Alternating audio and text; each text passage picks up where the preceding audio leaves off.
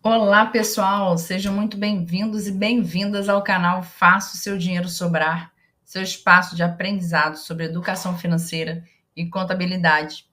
Hoje trago para vocês um tema muito especial e relevante: as novas diretrizes curriculares nacionais emitidas pelo MEC para os cursos superiores de ciências contábeis.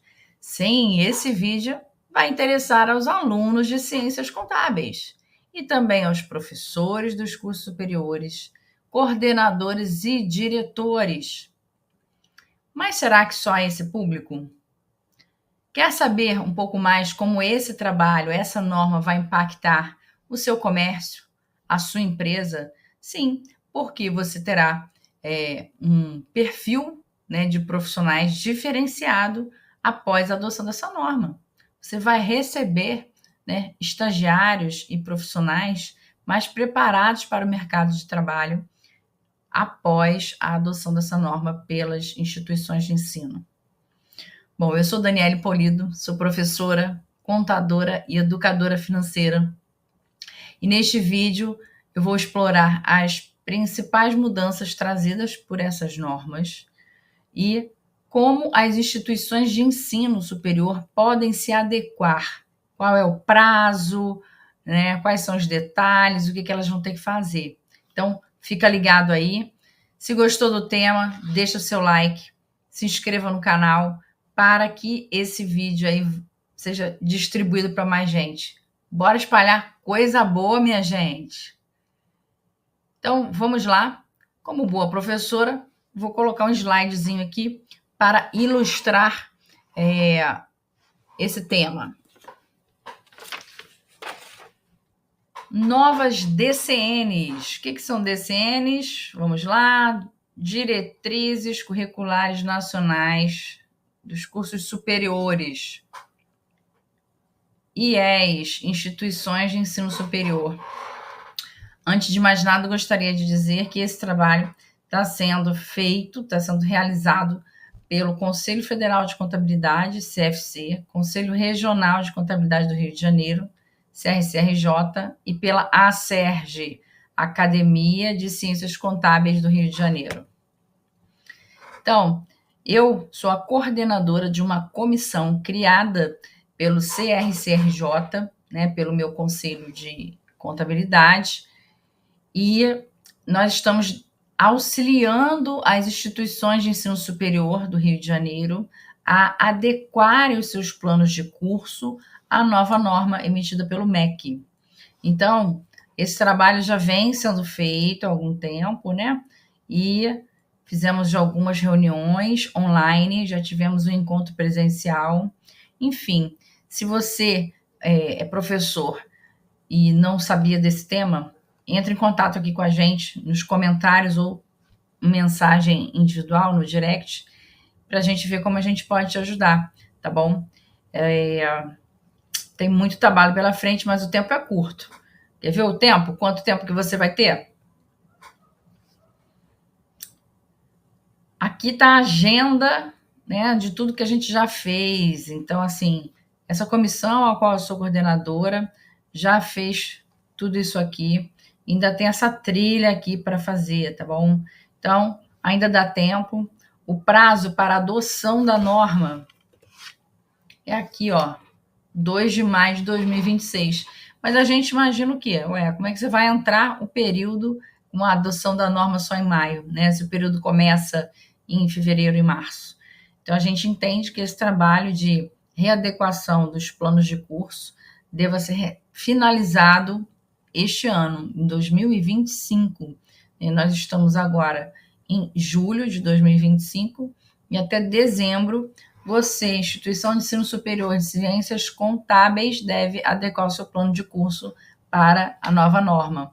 Prazo máximo do MEC, né, é 2 de maio de 2026. E essas novas diretrizes, quais são os objetivos, né? A ideia é que o egresso, o aluno, esteja melhor preparado para o mercado de trabalho. Mas como assim?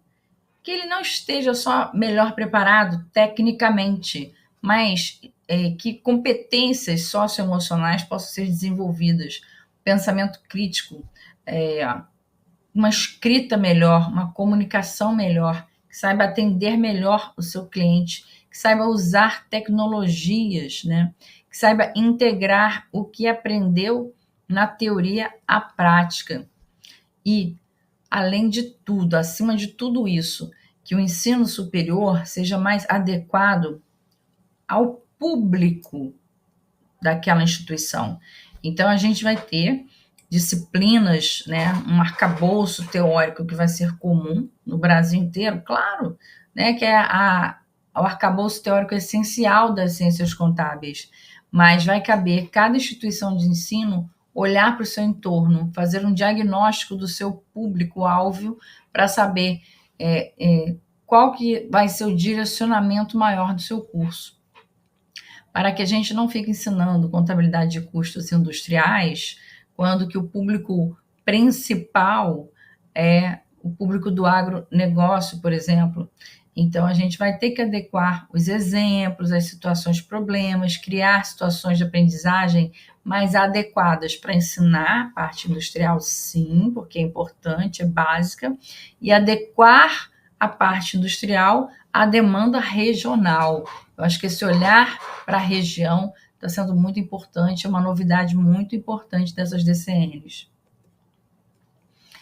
Então, aqui trouxe uma comparação, né, como era a última norma, em 2004, e a norma aprovada agora em 2024. Olha, 20 anos depois, a gente tem uma nova norma que muda, né, completamente o direcionamento do curso superior de Ciências Contábeis. Então, assim, aqui a gente tem os aspectos, né, que estão sendo analisados, e aqui as normas, e o que mudou. Então, isso aqui é um quadro resumo bem interessante, trouxe do trabalho que eu estou fazendo junto do CFC, CRC e a Acerj. Eu sou membro da Acerj, sou membro da Academia de Ciências Contábeis do Estado do Rio de Janeiro, né, e nesse trabalho coordeno a comissão para a implementação das DCNs pelas instituições de ensino, tá? Então, vamos lá. O foco na formação, como era antes e como é hoje. O que mudou? O aluno deve saber aplicar o conhecimento na prática e não apenas compreendê-lo teoricamente. Então, isso aí é importante, minha gente. O aluno tem que estudar a parte teórica e saber aplicar, né? Então, desenvolver competências, habilidades e atitudes, né? Então, é isso.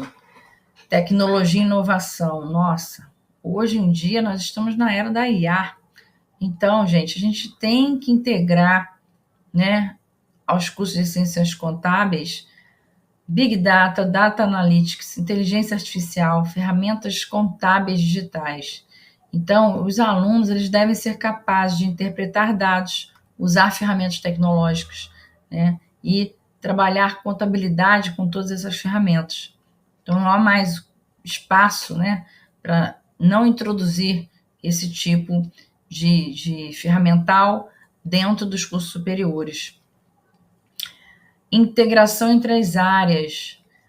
As novas diretrizes exigem uma interdisciplinaridade, uma disciplina usar exemplos da outra, trazer um conteúdo integrado, ter projetos integradores, né? Então, a gente precisa ter conteúdos transversais. Então, as disciplinas devem ser conectadas entre si, com situações de aprendizagem em que podem perpassar uma disciplina e ir para a outra.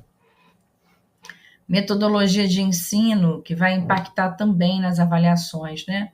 Metodologias ativas, usar bastante metodologia ativa, diferente do ensino tradicional usado até então, né? Então, a gente tem que mudar. O professor vai ter que adequar sua ementa das disciplinas, né? A forma de conduzir as disciplinas, trazer mais dinamismo para as aulas, colocar o aluno como protagonista, né, do seu aprendizado, trazer atividades como Kahoot, nuvem de palavras, questionários interativos, jogos. Isso tudo faz com que as aulas fiquem dinâmicas. usar trabalhos em grupo, né? Avaliar por competência, tá? Então, assim, a gente precisa que os alunos agora resolvam problemas práticos e apliquem conceitos, né? E tenham aulas mais dinâmicas e que o aluno seja o centro, né? Ele é agora o protagonista do seu aprendizado. O trabalho de conclusão do curso, o TCC, era obrigatório, né? E muito focado na produção acadêmica, naquele texto tradicional e tudo mais. Agora ele é opcional, ele pode ser substituído por projetos, artigos acadêmicos, projetos aplicados à resolução de algum problema específico de alguma empresa, de alguma associação de moradores, enfim, algo que seja útil para a sociedade. Então, pode ser algo direcionado e específico. Isso vai fazer com que os alunos sejam estimulados, né, a ter uma relação com os problemas da sociedade, e a sociedade vai passar a enxergar a utilidade daqueles alunos dentro, né, do contexto do ensino. Olha que legal, né? A sociedade vê os estudantes de curso superior de ciências contábeis como um apoio, um auxílio, alguém que esteja ali para ajudar a resolver algum problema útil, né, para a sociedade. Muito bacana isso aqui, gente. Produção de artigos acadêmicos para revistas, congressos, e quem sabe aí despertar alguma veia acadêmica aí no aluno, ele seguir a carreira acadêmica, fazer mestrado, doutorado, pós-doutorado, quem sabe? Então é na graduação que a gente descobre esses dons, né? Projeto de extensão universitária. A extensão universitária é obrigatória agora, deve representar no mínimo 10% da carga horária do curso. E o que é a extensão? É realmente fazer projetos para a sociedade, né? Atuando diretamente em empresas e na sociedade. Então, a gente vê, gente, que as novas DCNs, elas trazem desafios importantes, desafios ainda mais para os cursos em EAD. Atenção, galera do EAD. Curso EAD, como vai implantar tudo isso aí, essa conexão com a sociedade. É algo que precisa ser pensado e desenvolvido, principalmente em conjunto, né? Então, o objetivo desse trabalho que a gente vem desenvolvendo junto com as IES é justamente troca de experiências em conjunto, né? Um colega vê o que já fez na sua instituição de ensino, troca com o outro, e quem sabe a gente chegue aí a alguma conclusão, né, do que melhor se adequa a cada instituição de ensino. Bom, esses são os atributos principais para a formação do egresso, o aluno que está saindo da faculdade. Então, veja bem, gente, são 12 atributos muito importantes e que tem a ver muito com o comportamental do aluno, não só conhecimento técnico. Então, veja bem, o aluno ele deve saber aplicar o pensamento científico, atender às informações financeiras e não financeiras, participar do processo decisório, tomar decisões, né? Desenvolver multidisciplinaridade, transdisciplinaridade. O que é multidisciplinaridade? Uma vontade de estudar outros temas e usar esses temas na sua carreira, na sua profissão. Então, isso hoje em dia é fundamental, é essencial a gente ter essa habilidade, né? Você veja bem, minha formação toda é em ciências contábeis, fiz a graduação e o mestrado, fiz especialização em cursos em EAD, em finanças comportamentais, educação financeira, né? Estou agora ofertando com o estudo aí da neurociência, e é isso, a gente poder fazer um mix, né, de conteúdo e usar em prol da nossa profissão. Atuar com isenção, ceticismo profissional e comprometimento, né? A gente atuar tecnicamente, não permitir que as nossas crenças e costumes interfiram no nosso processo decisório. A gente tem que tomar a decisão com base no código de ética da instituição que a gente trabalha, código de ética da nossa profissão, e também com base na teoria em tudo que a gente estudou, na técnica que a gente aprendeu, né? Reconhecer questões sociais, respeitar a diversidade ambiental, governança, isso tudo, gente, não pode ser dissociado do perfil profissional do egresso de ciências contábeis. Então, a gente vai precisar inserir, a gente como professor, inserir essas questões em situações de aprendizagem, né? Então, na hora de definir uma situação de aprendizagem, um problema para ser resolvido, colocar questões sociais, questões que abordem a diversidade, né? Impactos ambientais, impactos na governança, enfim, para a gente poder discutir a ética, a gente precisa trabalhar mais agora essas questões com o aluno. 7. Ter visão sistêmica, holística e humanista. 8. Ser cooperativo, criativo, crítico, reflexivo, proativo e adaptável. Trabalhar em equipe, né? Então, a gente precisa saber se comunicar, ter pensamento crítico, reflexivo, que seja adaptável ao ambiente. Agir com ética e de acordo com as normas da ética e conduta do contador, conforme já mencionei. Número 10. Aprender ao longo da vida profissional. A gente não pode achar que fez a faculdade, acabou por aí, né? Não vou estudar mais nada. A gente está sempre aprendendo, gente. Então, isso também se aplica ao contador. Usar tecnologias da informação e comunicação. Saber se comunicar, tanto oralmente quanto de forma escrita. Saber fazer um e-mail, passar uma mensagem no WhatsApp. A gente sabe muito bem que mensagens mal interpretadas geram perdas de clientes, geram mal-entendidos na equipe. Então, saber se comunicar é uma arte, seja de forma verbal ou escrita e até mesmo gestual. Então, esse é o perfil, né, desejado pelo mercado e, por isso, ele passou a integrar as novas diretrizes curriculares aí. Quais são as competências técnicas que serão a base para os cursos? Então, essas competências são fundamentais, é o arcabouço teórico básico e fundamental para embasar o curso, né? Então, preparar, analisar e reportar informações relevantes e fidedignas, financeiras e não financeiras. Então, esse é um fundamento, né, da contabilidade. A gente manuseia, enquanto contabilidade, todos os números e informações da companhia, é saber padronizar essas informações, organizar em relatórios e fornecer informação útil para o usuário da informação, tá? Que podem ser os gerentes, os diretores, a alta administração, o governo, enfim, né? Os investidores, tem um leque de pessoas aí que vão se interessar por essas informações. Participar da formulação e da implementação de estratégias organizacionais para a tomada de decisão. Sim, precisamos estar engajados na tomada de decisão, saber tomar decisões pequenas no dia a dia e poder entender o que a alta administração deseja de mim para a tomada de decisão, saber elaborar relatórios para a tomada de decisão, né? Participar da implementação de estratégia da organização. Isso aqui é um comportamento e um conteúdo chave aqui para o profissional de ciências contábeis.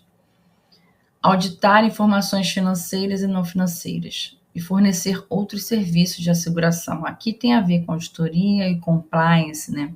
Então é importante nos dias de hoje, não só nos dias de hoje, mas como sempre foram, mas hoje fala-se demais, né, no compliance, na governança, a necessidade, né, de auditoria, tanto externa quanto interna, para assegurar que os números que saem da contabilidade são números bons, confiáveis, né, e que podem ser usados para tomada de decisão livremente.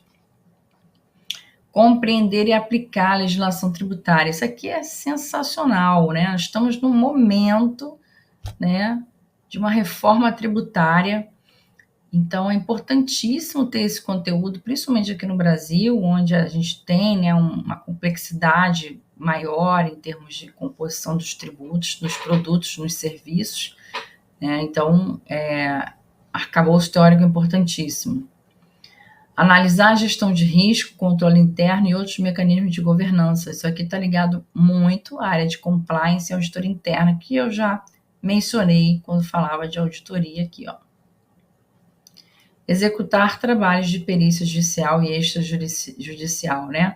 Perícia contábil, gente, é um ramo também da contabilidade importantíssimo e que, né, pode, né, ocasionar, depender, né, da qualidade do profissional, em uma boa remuneração aí dos peritos contábeis, né?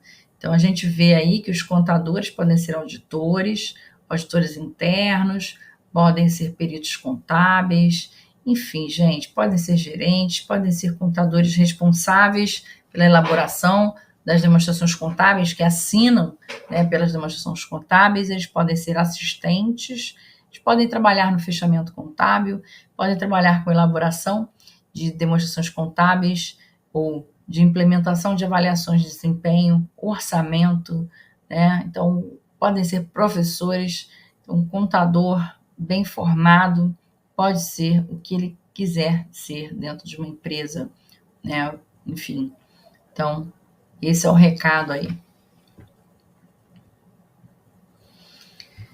E um desafio enorme que eu deixo aqui para vocês, né? Como construir um currículo estruturado por competência. Será que nós, professores, coordenadores de curso, sabemos fazer essa transição?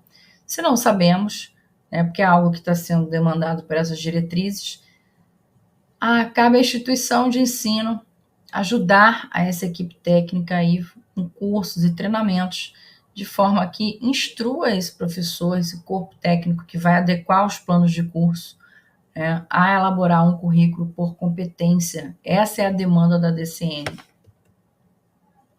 O que são as competências? Capacidade para realizar tarefas ou atuar frente a situações diversas de forma eficaz em um determinado contexto, por meio de mobilização de atitudes, conhecimentos e habilidades, ao mesmo tempo e de forma interrelacionada. Então, assim, isso aqui vai impactar diretamente na forma que o professor vai avaliar o aluno. Será que é só prova que a gente deve aplicar? Quais outras metodologias, quais outros trabalhos eu vou utilizar para avaliar esse aluno, para saber se a competência foi atingida?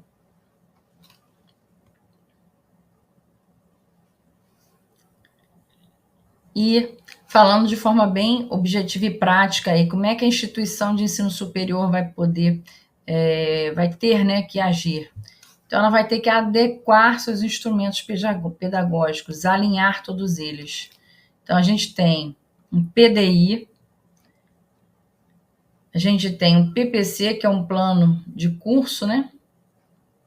Projeto de ensino, componentes curriculares, as disciplinas, os módulos, as atividades complementares, atividade de extensão e estruturar o plano de ensino. Se é programa semestral, algumas universidades trabalham com plano trimestral, tá? Então, esse é o trabalho que tem que ser feito. Até 2 de maio de 2026, não sei se é 2 de maio, maio de 2026. Como fazer isso, gente? Etapa número 1, diagnóstico e proposição de currículo. Você conhecer seu público-alvo, sua regional, o que o mercado está precisando. Lembra que eu falei? Tem que ter o básico, o arcabouço teórico básico da contabilidade adequado, com exemplos, com exercícios adequados também ao público regional. Então, se é um público regional voltado para gastronomia, comércio de alimentos, por que não adequar os exemplos das disciplinas a esse público? Então, lá em contabilidade de custos, vou usar novamente isso aí, porque sou professora dessa disciplina. Vamos falar sobre os custos industriais, sim. Vamos falar sobre como fazer metodologias para também calcular o custo da prestação de serviço. Mas vamos colocar bastante exemplos, situações de aprendizagem, projetos integradores ligados ao comércio de alimentos, à gastronomia, e usando toda a técnica de apuração de custos a esse universo, tá? Então, isso aqui é fundamental. Eu vou colocar aqui um cardzinho de um vídeo que vai explicar cada etapa, tá, gente? Então, tem um vídeo que explica como fazer cada etapa desse trabalho. Então, fica ligado aí, entra no canal e busca esse vídeo. E vou deixar o cardzinho aqui no final, tá? Etapa número 2, desenvolvimento ou estruturação do currículo, que é fundamental, que é parar e olhar para o teu currículo. Então, se você quer saber como fazer isso, assista esse vídeo que é específico para explicar cada etapa de desenvolvimento curricular.